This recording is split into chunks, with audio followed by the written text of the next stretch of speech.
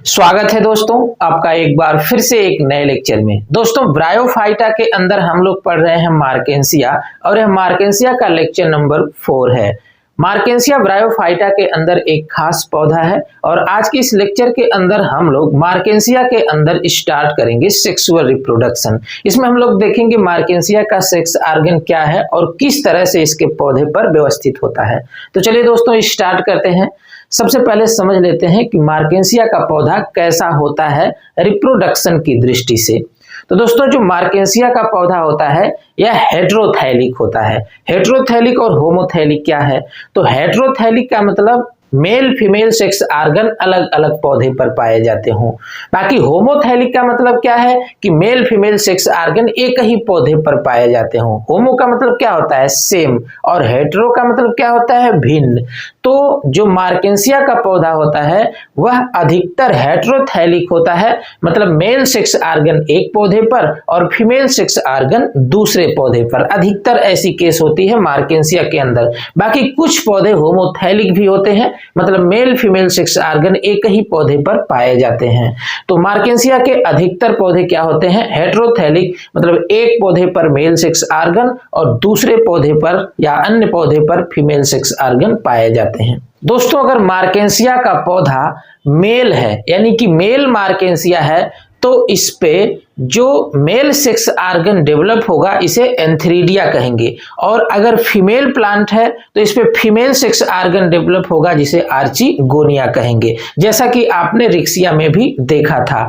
परंतु इस पे मेल फीमेल सेक्स ऑर्गन यानी मार्केंसिया के पौधे पर male female sex organ direct इसके पौधे पर ही नहीं निकलते हैं।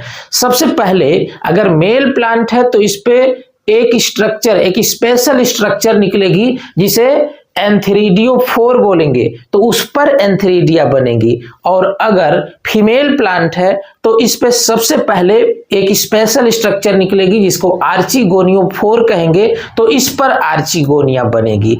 तो आप ये स्ट्रक्चर जो देख पा रहे हैं यह एंथ्रीडियोफोर है, यानी मेल प्लांट पर बनने वाली या ग्रो करने वाली एक स्पेशल स्ट्रक्चर है एंथ्रीडियोफोर, और इसी पर एंथ्रीडिया निकले हैं, यहां पर देख पा रहे हैं। तो ये चीजें तो आप क्लियर समझ जाएंगे। अभी सबसे पहले शुरू में आपको दिखाना होता है रिप्रोडक्शन के समय, रिप्रोडक्शन की हेडिंग में थोड़ा सा दिखाना पड़ता है, तो आप वो चीजें एग्जाम में जरूर दिखाएंगे, तभी क्लियर हो पाएगा कि मेल फीमेल सेक्स ऑर्गन क्या है और किस प्रकार की स्पेशल स्ट्रक्चर पर निकलते हैं, और मार्केंसिया का पौधा होमोथैलिक है या हेटेरोथैलिक है, ये डिटेल थोड़ा सा आपको शुरू में देना पड़ेगा, तभी टॉपिक क्लियर हो पाता है। तो दोस्तों अगर एग्जाम में पूछता है सेक्सुअल रिप्रोडक्शन इन मार्केंसिया तो सबसे पहले आप हेडिंग डाल देंगे सेक्सुअल रिप्रोडक्शन, और इसमें बेसिक 4-5 लाइन जरूर दिखा देंगे, तभी आगे के टॉपिक आप क्लियर दिखा पाएंगे और तभी कंफर्म, तभी क्लियर हो पाएगा,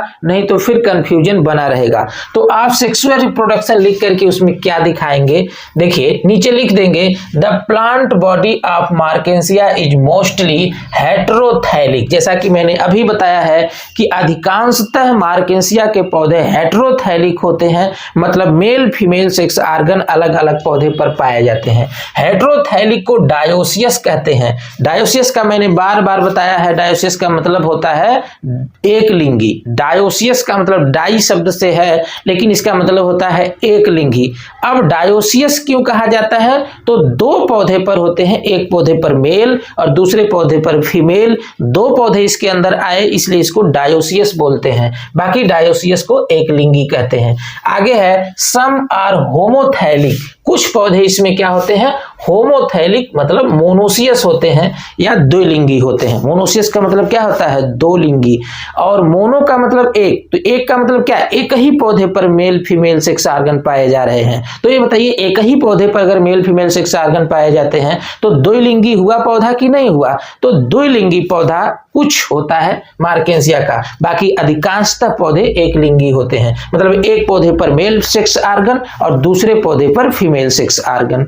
समझ गए आप आप ये बात। आगे है the male sex organ is antheridia, ये बात आप याद रखेंगे, जब तक ब्रायोफाइटा चलेगा तब तक ये शब्द आता रहेगा। तो मेल सेक्स आर्गन क्या है? एंथेरिडिया। लेकिन ये डायरेक्ट पौधे पर नहीं होता है, ये कहां होता है? Which is present on special structure, जो विशेष प्रकार की संरचना पर उपस्थित होता है, दैट इज कॉल्ड एंथेरिडियोफोर। किस पर रहेगा? एंथेरिडियोफोर। तो एंथेरिडिया किस पर उगता है? एंथेरिडियोफोर पर, ये बात आप याद रखेंगे। फिर अब फीमेल पार्ट की बात करते हैं, तो female sex organ is called archegonia. ये देखिए एंथेरिडिया, आर्चिगोनिया, ये बार बार आता रहेगा जब तक ब्रायोफाइटा चल रहा है। तो आर्चिगोनिया भी अब डायरेक्ट पौधे पर नहीं रहेगी, ये कहां रहेगी? तो देखिए which is present on special structure that is called archegoniophore. तो एंथेरिडिया कहां थी? एंथेरिडियोफोर पर, और आर्चिगोनिया कहां है? आर्चिगोनियोफोर पर। तो ये क्लियर आप समझ गए। तो इससे क्लियर हो गया कि हम लोग एंथेरिडिया पढ़ने से पहले एंथेरिडियोफोर पढ़ेंगे और आर्चिगोनिया पढ़ने से पहले आर्चिगोनियोफोर पढ़ेंगे, जबकि इसके पहले रिक्सिया में एंथेरिडियोफोर और आर्चिगोनियोफोर नहीं था, तो डायरेक्ट हम लोग एंथेरिडिया और आर्चिगोनिया पढ़ लिए थे। लेकिन यहाँ पर एंथेरिडियोफोर और आर्चिगोनियोफोर है, इसलिए सबसे पहले हम लोग एंथेरिडियोफोर पढ़ेंगे। तो यहाँ पर देखिए आप हेडिंग डाल देंगे एंथेरिडियोफोर, और एंथेरिडियोफोर के बारे में हम लोग सबसे पहले अच्छे से फिगर के माध्यम से समझ लेते हैं। इसके बाद क्या लिखना है वो तो ऑलरेडी आप समझ जाएंगे, बाकी हम आपको एक बार बता देंगे एग्जाम में कैसे लिखना है। तो सबसे पहले हम लोग एंथेरिडियोफोर समझ लेते हैं। एंथेरिडियोफोर क्या है ये आप समझ गए हैं कि अगर मेल पौधा है तो उस पे एंथेरिडिया डायरेक्ट नहीं लगे होते हैं, सबसे पहले उस पे एक स्पेशल स्ट्रक्चर निकलती है एंथेरिडियोफोर, तो उस पे एंथेरिडिया निकलते हैं। तो एंथेरिडिया पढ़ने से पहले एंथेरिडियोफोर पढ़ना मजबूरी है। अब एंथेरिडियोफोर किस प्रकार से पौधे पर उपस्थित होता है वो बात आप एक बार देख लीजिए। तो जब हम लोग एक्सटर्नल मार्फोलॉजी ऑफ मार्केंसिया पढ़ रहे थे तो इस तरह का चित्र हमने देखा था। ये देखिए इस तरह से हमने बनाया था मार्केंसिया का पौधा, और इस पे इस तरह की स्ट्रक्चर हमने बनाया था, छतरी जैसी ऐसी स्ट्रक्चर हमने बनाया था। तो ये स्ट्रक्चर क्या है? एंथेरिडियोफोर। ये पूरा क्या है? एंथेरिडियोफोर है। अब इसी के अंदर एंथेरिडिया होते हैं, इसी के अंदर एंथेरिडिया बनते हैं। तो ये स्ट्रक्चर क्या है? एंथेरिडियोफोर। तो उसी तरह से ये स्ट्रक्चर पूरा विस्तार से दिखाया गया है, तो थोड़ा अलग तरह का दिख रहा है। बाकी जो एक्सटर्नल मार्फोलॉजी के अंदर आप डायग्राम देखे थे वो इस तरह का दिख रहा था। तो चलिए हम सबसे पहले एंथेरिडियोफोर के बारे में विस्तार से समझ लेते हैं। अब चलिए देखिए एंथेरिडियोफोर के मुख्य रूप से दो भाग होते हैं। नीचे का जो ये भाग आप यहां से नीचे का देख रहे हैं इसको स्टाक बोलते हैं। क्या बोलते हैं? स्टाक। स्टाक का मतलब वृंत या फिर डंठल। आप फ्लावर देखे हैं, इस तरह का फ्लावर है, तो यहां पर नीचे इसका स्टाक होता है। ये देखिए इसका क्या है? स्टाक है। स्टाक का मतलब वृंत, या फिर अपनी भाषा में आप डंठल या फिर डंडी, जो कुछ भी आप अपनी भाषा में कहते हो, लेकिन इसे स्टाक या फिर हिंदी के अंदर वृंत कहते हैं। तो उसी तरह से ये एंथेरिडियोफोर के अंदर भी क्या है? स्टाक है नीचे, और ऊपर का जो इसकी मेन बॉडी है इसको कंपैक्ट बॉडी बोलते हैं। कंपैक्ट का मतलब क्या होता है कि सघन रूप से बहुत सारी स्ट्रक्चर इसके अंदर पाई जा रही है, इसलिए इसको बोलेंगे कंपैक्ट बॉडी। तो एंथेरिडियोफोर के अंदर मुख्य रूप से कितनी संरचनाएं? दो। नीचे क्या है? स्टाक, ऊपर क्या है? Compact body. ये चीजें इसमें लिखेंगे भी आप, एकदम आसान तरीके से चीज को दिखाया भी गया है। तो स्टाक के अंदर क्या आप देख रहे हैं उसे समझ लेते हैं। तो देखिए नीचे सबसे क्या है? थैलस, क्योंकि थैलस पर ही स्टाक निकलता है। जैसे ये प्लांट है तो प्लांट पर ही इस तरह का स्टाक निकलेगा तभी तो फ्लावर बनेगा, तो थैलस पर ही ये स्टाक निकलता है। बाकी स्टाक के अंदर भी कुछ संरचनाएं होती हैं, जैसा कि आप देख पा रहे हैं एयर चैम्बर। तो स्टाक के अंदर एयर चैम्बर भी होता है और एयर पोर भी होता है। एयर चैम्बर देखिए एक तरह का खाली जगह होती है इसकी स्टाक के अंदर, जिसके अंदर फोटोसिंथेटिक फिलामेंट पाए जाते हैं। क्या पाए जाते हैं? Photosynthetic filament. और जब हम लोग इंटरनल स्ट्रक्चर पढ़ रहे थे तो वहां पर भी देखे थे फोटोसिंथेटिक फिलामेंट पाए जा रहे थे, ब्रांच्ड और अनब्रांच्ड, मतलब कुछ शाखित और कुछ अशाखित फोटोसिंथेटिक फिलामेंट पाए जाते हैं। और इसके अंदर क्लोरोफिल पाया जाता है जो फोटोसिंथेसिस करने का काम करता है और इसकी वजह से भोजन बनता है इस पौधे के अंदर। तो आप देख रहे हैं एयर चैम्बर है, एयर चैम्बर के अंदर फोटोसिंथेटिक फिलामेंट है और बाहर की एक ओपनिंग है जिसको बोलेंगे एयर पोर। एयर पोर के माध्यम से गैसियस एक्सचेंज होता है ताकि इसके अंदर कार्बन डाइऑक्साइड जा सके और ऑक्सीजन निकल सके। क्यों कार्बन डाइऑक्साइड चाहिए? क्योंकि इसके अंदर क्या करना है, फोटोसिंथेसिस करना है। बाकी रेस्पायरेशन भी होता है, तो रेस्पायरेशन के लिए इसके अंदर क्या जाना है, ऑक्सीजन, और बाहर क्या निकलना है, कार्बन डाइऑक्साइड। क्लियर हो गए आप? अब तो ये स्टाक के बारे में आप समझ गए। अब चलिए समझते हैं इसकी कंपैक्ट बॉडी के बारे में। कंपैक्ट बॉडी में देखिए कौन कौन संरचनाएं हैं। तो सबसे पहले आप इधर देख रहे हैं एयर पोर है। एयर पोर आप समझ गए हैं, गैसियस एक्सचेंज का काम करता है। दूसरा आप देख रहे हैं एयर चैम्बर। एयर चैम्बर ये जो आप देख पा रहे हैं जिसमें हरी कलर की संरचनाएं दिख रही हैं, ग्रीन कलर की, ये एयर चैम्बर है। और ग्रीन कलर की संरचनाएं क्या है, फोटोसिंथेटिक फिलामेंट है। आप यहां पर लिख सकते हैं फोटोसिंथेटिक फिलामेंट, फोटोसिंथेटिक फिलामेंट।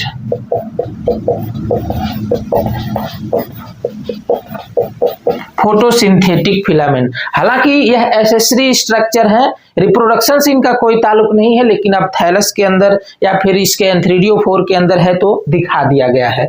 तो आप समझ गए एयर पोर जो बाहर की ओपनिंग है गैसियस एक्सचेंज के लिए, और अंदर का जो ये चैम्बर दिख रहा है इसको एयर चैम्बर बोलेंगे। इसके अंदर जो ग्रीन कलर की स्ट्रक्चर दिख रही है फोटोसिंथेटिक फिलामेंट है, ये भी आप समझ गए। बाकी आप देख रहे हैं कि ये बड़ी बड़ी कुछ कैविटी दिख रही है इसके अंदर, और इस कैविटी के अंदर ये जो स्ट्रक्चर दिख रही है बैडमिंटन की तरह से ना, इस स्ट्रक्चर को बोलेंगे एंथीरिडिया। क्या बोलेंगे, एंथीरिडिया। यही मेन पार्ट है रिप्रोडक्शन का। बाकी सब तो एसेसरी स्ट्रक्चर है, सहायक संरचनाएं हैं जो थैलस के अंदर या फिर एंथ्रीडियोफोर के अंदर है तो दिखा दिया जाता है। बाकी मेन हमको किससे मतलब है, एंथीरिडिया से मतलब है। एंथ्रीडियोफोर के अंदर क्या है, एंथीरिडिया। इसी एंथीरिडिया को अभी हम विस्तार से इसका डायग्राम बना करके दिखाएंगे और बताएंगे एंथीरिडिया के अंदर कैसे एंथ्रोजॉइड बन जाते हैं। तो ये तो बात की बात है, अभी आएगी। तो आप देख लिए क्या है, एंथीरिडिया। बाकी एंथीरिडिया जिस कैविटी के अंदर, जिस चैम्बर के अंदर होता है, इसको बोलेंगे एंथीरिडियल चैम्बर। क्या बोलेंगे, एंथीरिडियल चैम्बर। और फिर यह चैम्बर जिस पोर के माध्यम से बाहर खुलता है, जिस ओपनिंग के माध्यम से, इसको बोलते हैं ऑस्टियोल। क्या बोलते हैं, ऑस्टियोल। तो पूरा आप समझ गए, इसके अंदर सारी संरचनाएं क्या क्या है वो पूरा डिटेल आप जान गए। तो सबको आप ध्यान में मत रखिए, सिर्फ आपको ध्यान में क्या रखना है, एंथीरिडिया। क्योंकि अभी इस डायग्राम के बाद हम एंथीरिडिया बनाएंगे और एंथीरिडिया के अंदर क्या क्या संरचनाएं हैं ये पूरा डिटेल हम आपको देंगे। तो एंथ्रीडियोफोर आप समझ गए। अब चलिए देखते हैं एंथ्रीडियोफोर के अंदर आप लिखेंगे कैसे। तो हेडिंग तो आप पहले से डाले हैं एंथ्रीडियोफोर, और इस तरह का आप चित्र बना देंगे। बहुत ही आसान है, ये आप यहां से उठाएंगे इस तरह से और पूरा ये आप इस तरह का बना देंगे। पेंसिल रहेगी तो आप यहां से रबड़ से बीच बीच में मिटा सकते हैं, मिटा देंगे तो ये क्लियर संरचनाएं बनेगी। और बाकी अगर पहले से ही रुक रुक करके बनाएंगे तो एकदम क्लियर नहीं हो पाता है। आप चाहें तो पहले से ही छोड़ छोड़ के जगह बनाएं, या फिर अगर आपके पास रबड़ है तो इस तरह से मिटा देंगे तो बहुत अच्छा लगेगा देखने में, और इस तरह का आप डायग्राम बना देंगे। लिखेंगे कैसे, ये देखिए, the alias of antheridiophore shows stalk and compact body. मैंने सबसे पहले यही बात आपको बताया कि अगर आप एलियास करेंगे, लॉन्गिट्यूडिनल सेक्शन करेंगे एंथ्रीडियोफोर का, तो दो स्ट्रक्चर दिखेगी। नीचे क्या है, इसका स्टाक है, और ऊपर इसकी कंपैक्ट बॉडी है। इसके बाद the body contain air pore. Body के अंदर क्या है, एयर पोर है, एयर चैम्बर है, देखिए एयर चैम्बर है, और क्या है, कैविटी ऑफ अपर साइड, और ऊपर एक कैविटी भी है। ये देखिए क्या है, ये कैविटी दिख रही है। कैविटी का मतलब एक गड्ढे टाइप की स्ट्रक्चर दिख रही है, कैविटी। अब देखिए इसके बारे में आप बताएंगे कैसे। तो the air chamber open outside by pore that is called air pore. यानी कि जो एयर चैम्बर है, ये वाला जो एयर चैम्बर आप देख पा रहे हैं, यहां पर लिखा गया है, ये एयर चैम्बर है। ये बाहर की तरफ एक पोर के द्वारा खुलता है। ये पोर आप जगह जगह देख रहे हैं, पोर के माध्यम से खुलता है, जिसको एयर पोर बोलेंगे। Air chamber contain many branched and unbranched photosynthetic filament, मतलब जो एयर चैम्बर है, ये जो एयर चैम्बर दिख रहा है, इसके अंदर बहुत से ब्रांच्ड और अनब्रांच्ड फोटोसिंथेटिक फिलामेंट पाए जाते हैं जो फोटोसिंथेसिस करने का काम करते हैं। आगे लिख देंगे इन द लार्ज कैविटी, यानी अब जो बड़ी वाली कैविटी दिख रही है इसके अंदर क्या होता है, तो एंथ्रीडियोफोर, यानी कि in the large cavity of antheridiophore, मतलब एंथ्रीडियोफोर की जो लार्ज कैविटी है, ये जो लार्ज कैविटी है ये पूरा तो क्या है एंथ्रीडियोफोर, और इसके अंदर जो लार्ज कैविटी है male reproductive organ antheridia present, यानी इस कैविटी के अंदर मेल रिप्रोडक्टिव आर्गन एंथ्रीडिया उपस्थित है। The antheridia is open outside, देखिए यहां पर थोड़ा सा मिस्टेक है, आप एंथ्रीडिया की जगह लिख लेंगे एंथ्रीडियल चैम्बर, एंथ्रीडियल चैम्बर, ये देखिए एंथ्रीडियल यहां जोड़ लेंगे और इसके बाद लिख देंगे चैम्बर, चैम्बर, अब सही हो गया। द एंथ्रीडियल चैम्बर, मतलब इस चैम्बर की बात की जा रही है, तो the antheridial chamber open outside through an opening that is called ostiole, यानी कि जो एंथ्रीडियल चैम्बर है, ये देखिए ये वाला चैम्बर क्या है एंथ्रीडियल चैम्बर, ये चैम्बर क्या है एंथ्रीडियल चैम्बर, ये बाहर की तरफ एक ओपनिंग के द्वारा ओपन होता है जिसको क्या बोलेंगे ऑस्टियोल, जो यहां पर दिखाया गया ऑस्टियोल, ऑस्टियोल के द्वारा एंथ्रीडियल चैम्बर बाहर खुलता है। तो क्लियर, आप समझ गए कि एंथ्रीडियोफोर के अंदर मुख्य रूप से कितनी संरचनाएं पाई जा रही हैं और जो कंपैक्ट बॉडी है इसके अंदर क्या क्या संरचनाएं पाई जाती हैं। यहां से आप सब कुछ यहीं पर छोड़ दीजिए, एक स्ट्रक्चर आप दिमाग में रख लीजिए एंथ्रीडिया, क्या रख लीजिए एंथ्रीडिया, क्योंकि अभी आपको एंथ्रीडिया पढ़ना है और एंथ्रीडिया के अंदर एंथ्रोजॉइड बनाना है, तब मेल सेक्स आर्गन समाप्त होगा, तब हम लोग चलेंगे फीमेल सेक्स आर्गन पर। तो वहां पर आर्चिगोनियोफोर, आर्चिगोनिया और उसके अंदर एग बनाएंगे। यहां पर हमको क्या लेना है, यहां से एंथ्रीडियोफोर के अंदर से हमको क्या ले लेना है एंथ्रीडिया। तो आप अभी इसका स्क्रीनशॉट लीजिए, इसके बाद फिर हम एक चित्र बनाएंगे एंथ्रीडिया का और उसके बारे में हम लोग डिटेल समझेंगे और एंथ्रीडिया के अंदर एंथ्रोजॉइड बना करके तैयार कर देंगे। तो इसका आप स्क्रीनशॉट लीजिए, इसके बाद फिर हम अगला चित्र बना रहे हैं। तो दोस्तों अभी आपने देखा कि एंथ्रीडियोफोर के ऊपर कई कैविटी थी और प्रत्येक कैविटी के अंदर एक एक एंथ्रीडिया थे।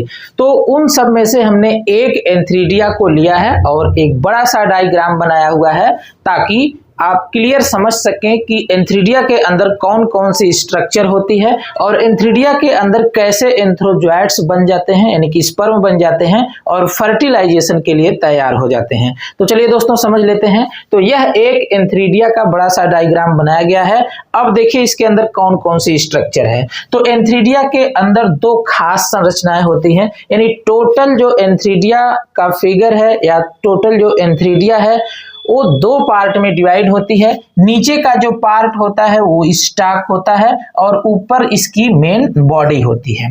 तो स्टाक मल्टी सेलुलर स्ट्रक्चर है, छोटी सी स्ट्रक्चर है, ये आप समझ गए।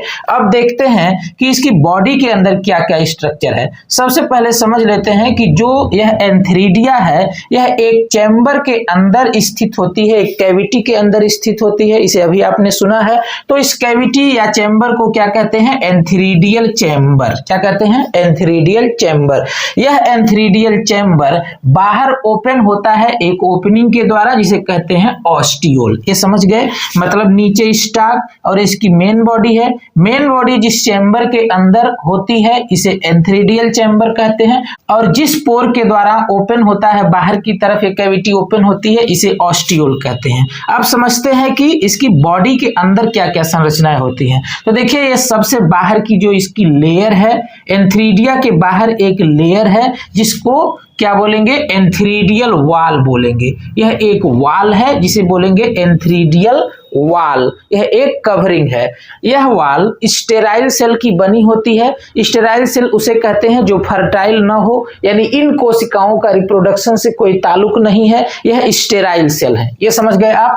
अब देखिए इसके अंदर बहुत सारी कोशिकाएं होती हैं जो फर्टाइल होती हैं। फर्टाइल का मतलब जो उर्वर हो, जो रिप्रोडक्शन कर सकें। तो ये रेड कलर से मैंने जो डॉटेड किया हुआ है, यह बहुत सारी कोशिकाएं हैं। इन कोशिकाओं को बोलेंगे एंड्रोसाइट मदर सेल। क्या बोलेंगे? Androcyte mother cell. अब यहीं से कहानी आगे बढ़ेगी। बाकी सभी तो एसेसरी स्ट्रक्चर हैं, सहायक संरचनाएं हैं। मेन स्ट्रक्चर इसमें क्या है? एंड्रोसाइट मदर सेल। अब ये जो एंड्रोसाइट मदर सेल होती है, यह डिवाइड होकर के 2 एंड्रोसाइट बनाती है, यानी कि एक एंड्रोसाइट मदर सेल से 2 एंड्रोसाइट बनती है, यानी कि एंड्रोसाइट मदर सेल से 2 एंड्रोसाइट बनेंगी। एंड्रोसाइट,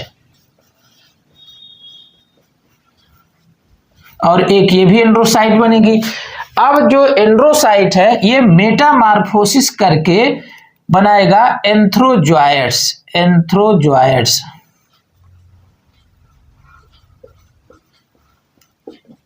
एंथ्रोजॉयड, यानी कि आप इसके अंदर क्या देख रहे हैं? एंड्रोसाइट मदर सेल।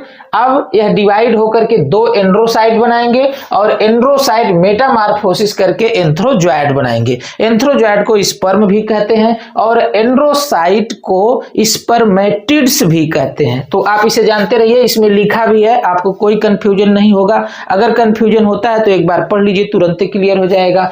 तो ये बात आप समझ गए। तो आपको एंथ्रोजॉयड्स ही बनाना है, एंथ्रोजॉयड्स बन गया तो क्लियर हो गया। अब एंथ्रोजॉयड्स जा करके ओवम के साथ फर्टिलाइजेशन करेगा, लेकिन कब? जब ओवम बनेगा तब।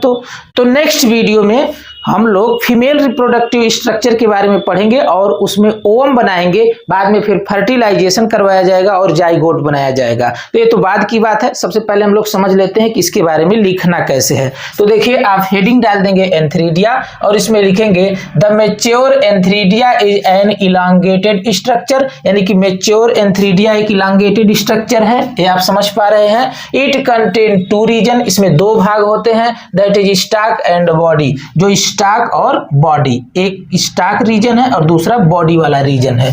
आगे लिख देंगे stock is multi cellular, stock आप देख पा रहे हैं मल्टी सेलुलर स्ट्रक्चर है, and body is Oval shaped structure, और इसकी जो बॉडी है एक ओवल शेप्ड स्ट्रक्चर है, अंडे की तरह से संरचना है। आगे है इट कंटेन एंथ्रीडियल चैम्बर, यानी कि इसमें क्या है? एंथ्रीडियल चैम्बर है which is open outside through ostiole, जो बाहर की तरफ ऑस्टियोल के द्वारा खुलता है। आगे है the body of antheridia has an outer jacket layer, antheridia की बॉडी के बाहर एक जैकेट लेयर है, that is called antheridial wall, जिसे क्या कहेंगे? Antheridial wall. यहां पर देखिए दिखाया गया है एंथ्रीडियल वॉल। आगे आप बता देंगे the antheridial wall made up of sterile jacket cell, यानी कि जो एंथ्रीडियल वॉल है यह स्टेराइल जैकेट सेल की बनी होती है, फर्टाइल सेल इसमें नहीं होती है। The antheridial wall is protective in nature, यानी जो एंथ्रीडियल वॉल है यह प्रोटेक्टिव नेचर की होती है, मतलब सुरक्षा करने का काम करती है, केवल सुरक्षा करने का काम करती है। The body of antheridia contain a large number of fertile cells, यानी कि एंथ्रीडिया की बॉडी के अंदर बहुत सारी फर्टाइल सेल हैं, दैट इज कॉल्ड, जिसे कहेंगे एंड्रोसाइट मदर सेल। क्या बोलेंगे? Androcyte mother cell. देखिए यहां पर दिखाया गया एंड्रोसाइट मदर सेल, ये सभी जो रेड कलर से डॉटेड है यह एंड्रोसाइट मदर सेल है। द एंड्रोसाइट मदर सेल प्रोड्यूस 2 एंड्रोसाइट, यानी कि एक एंड्रोसाइट मदर सेल 2 एंड्रोसाइट बनाती है, एक यहां और एक यहां, आप देख पा रहे हैं। और ये जो प्रत्येक एंड्रोसाइट मदर सेल इसके अंदर दिखाया गया है वो सभी एंड्रोसाइट मदर सेल 2 एंड्रोसाइट का निर्माण करेंगी। एंड्रोसाइट आर स्पर्मेटिड्स, मतलब एंड्रोसाइट को आप स्पर्मेटिड्स भी कह सकते हैं। ईच एंड्रोसाइट मेटामार्फोज, मतलब कायांतरित हो जाते हैं, इनके अंदर परिवर्तन हो जाता है इनटू एंथ्रोजॉयड्स। किस में परिवर्तन होकर चेंज हो जाते हैं? एंथ्रोजॉयड्स में, और एंथ्रोजॉयड्स को आप स्पर्म भी कह सकते हैं। सो इस प्रकार large number of antherozoids develop in antheridia, इस प्रकार से एंथ्रीडिया के अंदर बहुत सारे एंथ्रोजोइट्स डेवलप हो जाते हैं। अब इसके बाद क्या होगा, जब इसके अंदर बहुत सारे एंथ्रोजोइट्स बन जाएंगे और वे मैच्योर हो जाएंगे तो एंथ्रीडिया की वाल क्या हो जाएगी, फट जाएगी। और जब एंथ्रीडिया की वाल फट जाएगी तो यहां से बहुत सारे एंथ्रोजोइट्स निकल करके बाहर चले जाएंगे और बाहर निकल करके आर्चिगोनिया के अंदर जाएंगे और वहां पर रहेगा एग। तो एग के साथ ये एंथ्रोजोइट्स फर्टिलाइजेशन करेंगे, जाइगोट बनाएंगे। इसके बाद फिर स्पोरोफाइट बनेगा, स्पोरोफाइट के अंदर स्पोर बनेंगे और स्पोर फिर बाहर निकलेंगे और वे स्पोर नए पौधे का निर्माण करेंगे। तो क्लियर हो गया दोस्तों, इस प्रकार से आप समझ गए कि एंथ्रीडिया के अंदर एंथ्रोजोइट्स कैसे बनते हैं। तो मेल रिप्रोडक्टिव पार्ट समाप्त हो गया। अब नेक्स्ट वीडियो में हम लोग पढ़ेंगे फीमेल रिप्रोडक्टिव पार्ट। तो मिलते हैं नेक्स्ट वीडियो में, तब तक के लिए जय हिंद, वंदे मातरम।